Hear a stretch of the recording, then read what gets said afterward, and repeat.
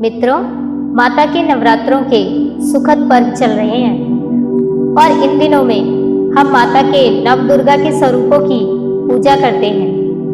नवरात्र का अर्थ ही है नवरात्रियों का समूह। इन नवरात्रियों के समूह में हम माता के नव दुर्गा रूपों की पूजा करते हैं और नव दुर्गा को प्रसन्न करने का प्रयास भी करते हैं। इसके लिए हम व्रत अनुष्ठान और नौ कन्याओं को भोजन भी कराते हैं ताकि हमें माता की कृपा प्राप्त हो सके।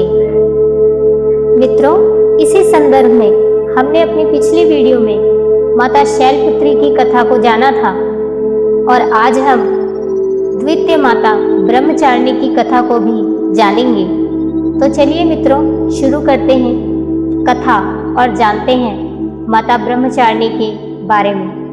ब्रह्मचारिणी का अर्थ है तप का आचरण करने वाली।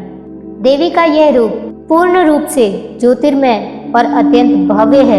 इस देवी के दाएं हाथ में जप की माला और बाएं हाथ में कमंडल धारण किए हुए हैं। पूर्व जन्म में इस देवी ने हिमालय के घर में पुत्री के रूप में जन्म लिया था और नारद जी का उपदेश पाकर भगवान शंकर जी को पति के रूप में पाने के लिए बहुत कठोर तपस्या भी की थी।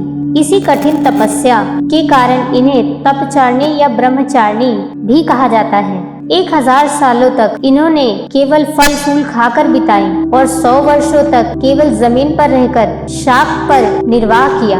कुछ दिनों तक कठिन उपवास रखे और खुले आकाश के नीचे वर्षा धूप के घोर कष्ट सहे हैं।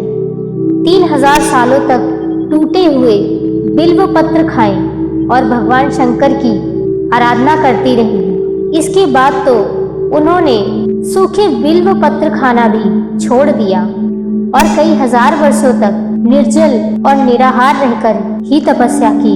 पत्तों को खाना छोड़ देने के कारण ही इनका नाम अपर्णा पड़ गया। इतनी कठिन तपस्या के कारण देवी का शरीर एकदम क्षीण हो गया था।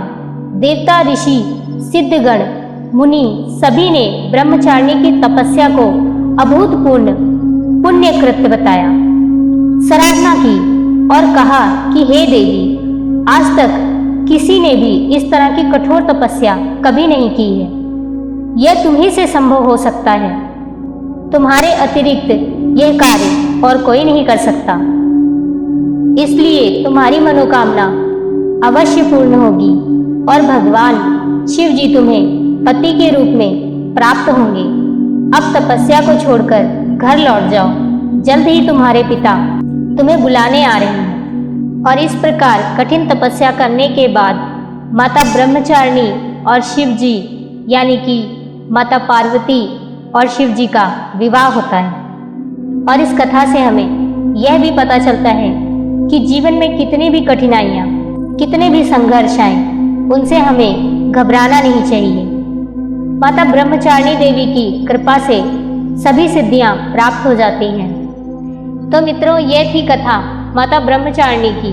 तो मिलते हैं अगली वीडियो में किसी और जानकारी के साथ। तब तक हमारे चैनल के साथ जुड़े रहें। इसके लिए चैनल को सब्सक्राइब, लाइक, शेयर जरूर करें ताकि हमारे नए वीडियोस के अपडेट आप तक पहुंचती रहें। धन्यवाद।